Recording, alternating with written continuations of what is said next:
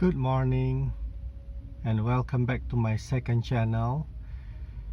It's a very bright and sunshiny morning. Ironically, I did say good morning just now, but for one particular reason, I'm not feeling good myself. The sun is shining.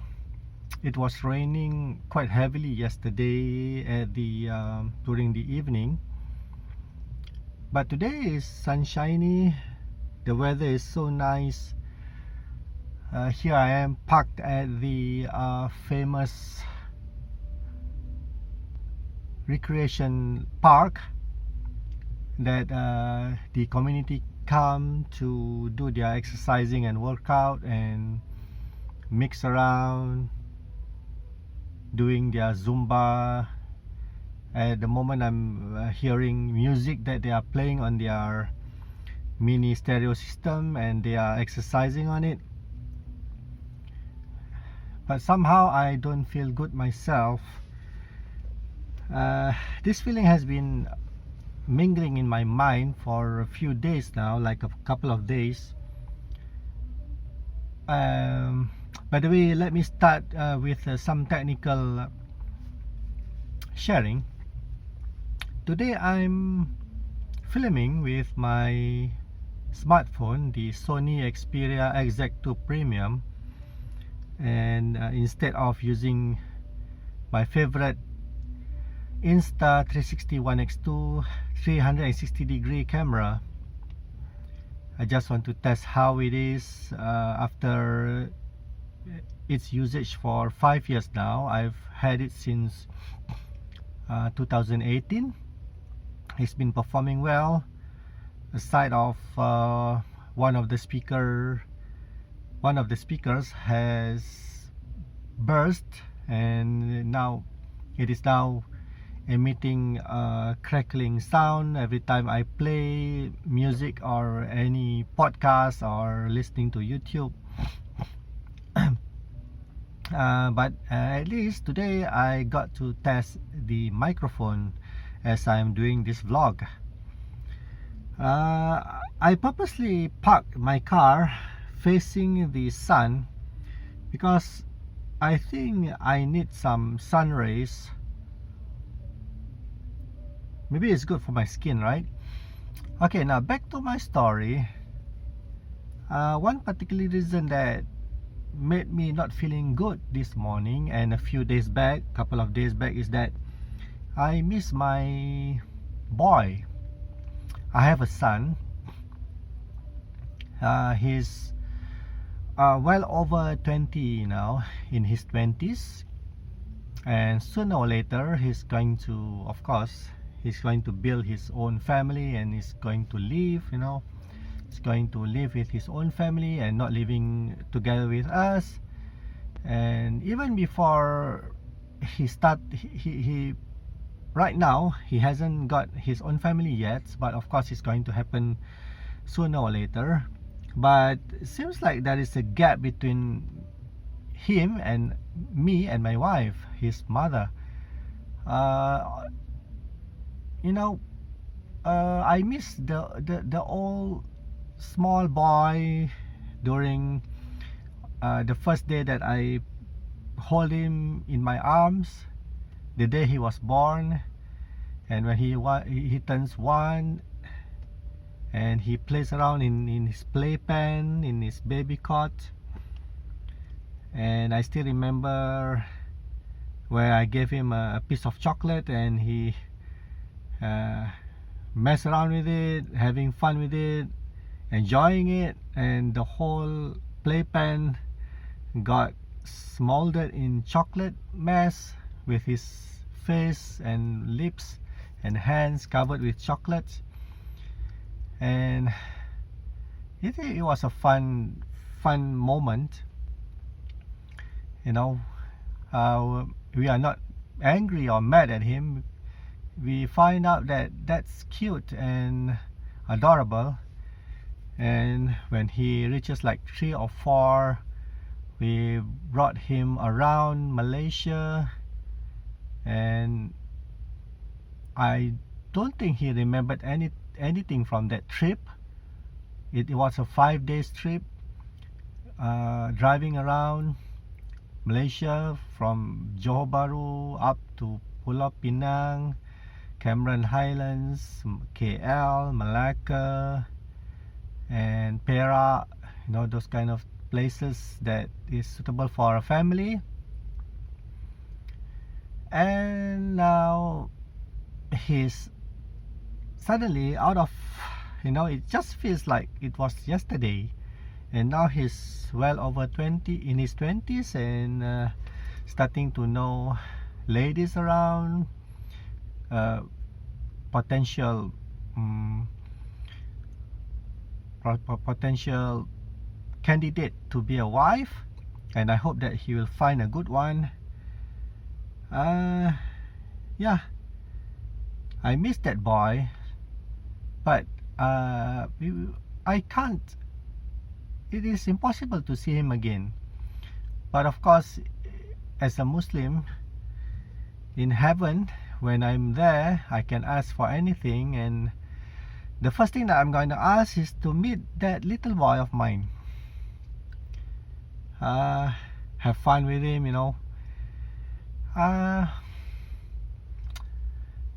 and by remembering this little boy, there's a worry that starts to mingle in my mind, that he's in his 20s, and of course I wish and pray that he will find a good candidate to be a wife, but anything can happen, you see, especially in this period or era of the world. Humans are not as the same as the generation that I was from. There are lots of thieves, cheaters, con men, con ladies, and that's a worry that, who knows, probably he thought that he had found the perfect candidate to be his wife, but in the end he met someone, a lady that seems to be good, but having her own agenda to cheat or con or bring him towards some bad things, because that is what's happening all around the world now. I mean, I'm not sure much about the world, but in Malaysia, the economy is not good and being worsened, and people are getting more cuckoo than ever, like crazy. They cheat others, for the sake of living. And I don't think they cheat for the sake of living. As I told you, lifestyle is the culprit of it all. If you live a normal life, everything will be fine and everything will be good, and the world is a peaceful place for everybody to live in. But lifestyle is the culprit, that everybody is trying to show off and do not wish to be left behind in terms of fashion, spending, luxury, and what they have. And while the at least this country is having an economic issue now, so income is not stable for most of us, but most of us still surviving and doing a good thing in surviving and not cheating each other, not cheating others. We try our best to get an income for ourselves, even though we have to save more now. But some just don't even have the mind of changing for a simpler life, and still in need to maintain their lifestyle, their high cost lifestyle, and they cheat people, they do this and that, they steal, they rob, and this is what I'm worried about. Of course, I pray and I hope and I pray to God that my son will find a perfect candidate that will bring him to a better life,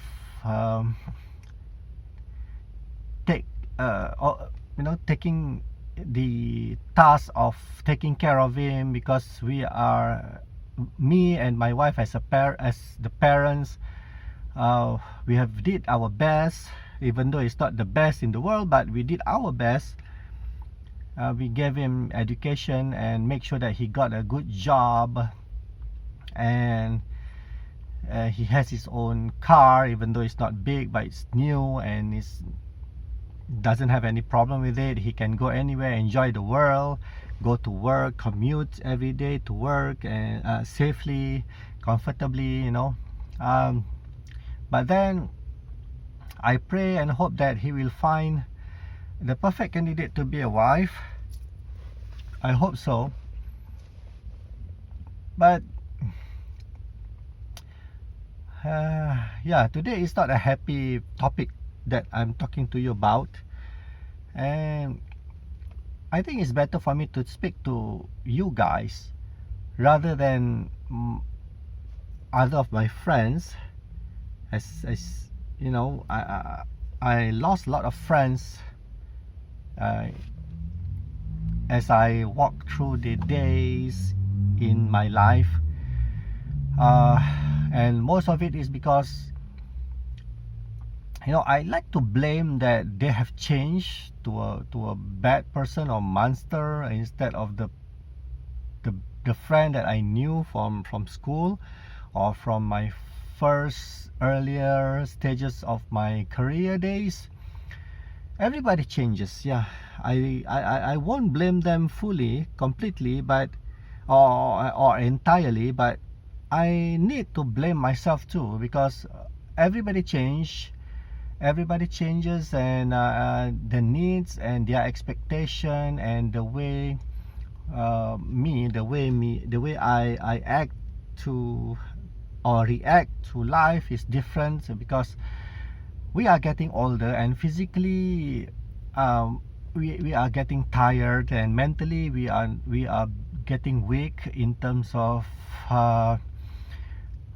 trying to accept challenges. We try to solve the challenges, but we try not to come across any new challenges if it is unnecessary, you see. So if you talk to your friend that has changed, and you tell them about how your emotional feeling is inside, like I told you about me missing my son, my boy, their advice might not be suitable for what I expect it to be. I'm not looking for an answer or an advice for what I'm feeling right now about missing my small boy. I just want to let it out, you know. I just want to talk to someone, and I'm fortunate that I have my phone. And if you are listening to this, if you are watching this, thank you. And you know, by listening, maybe you can learn something out of it. If not much, but at least I feel good about it, because if I'm not telling you this, there's something inside here. There's something inside here that is tight. My chest feels tight. My lung feels like it's not inhaling as much oxygen as weeks before. It's all because that I miss my boy. How I wish I can meet him again and return back home from office, and there he is playing in his boxers, because he loves boxers. He always have something for me to cut on his collection of boxers to make it into a spaceship, and he will, you know, ask me to. He already drew the lines on the boxes for me to cut and to paste and to make it like a spaceship, or sometimes a ship, or sometimes even a simple shed or a cottage, you know.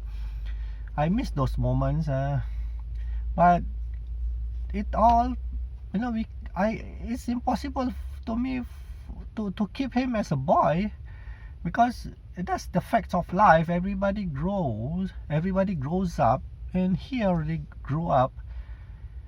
But nothing can cure this feeling inside my heart here, feeling bad about not being able to hold him in my arms again and play with him the same way, because I can't play with that little boy now because he is well over 20s, in his 20 years old.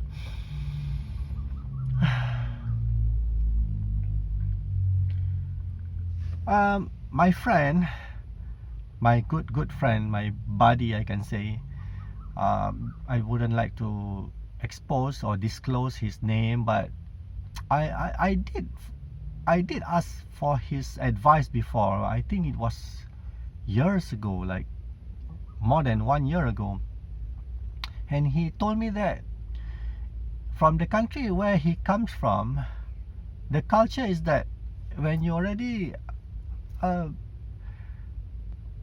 brought up your children, you know, and when he is even like 17 or 18, you have to let them go, let them fly away. That's the exact word that he say, let them fly away.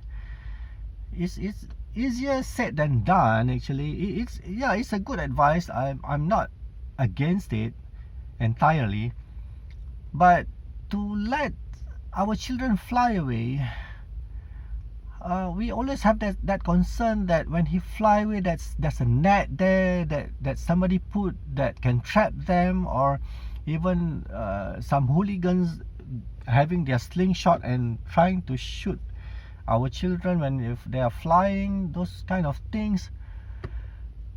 I don't know. Islam is teaching us to be strong and always rely on praying, you know. Of course we have to do something to get our what we need, but not only like praying and hoping that things will come and fall from the sky. But even so, that Islam teaches us to be strong and always believe in our God and pray and just rely 100% on him, that everything will be all right. But the concern is there. I think that is normal. We are just humans, and we have concerns and worries, all those emotion like happiness, sad, worry. We feel pain, we feel hungry, we feel tired, those kind of things. Well, I guess there's only one cure.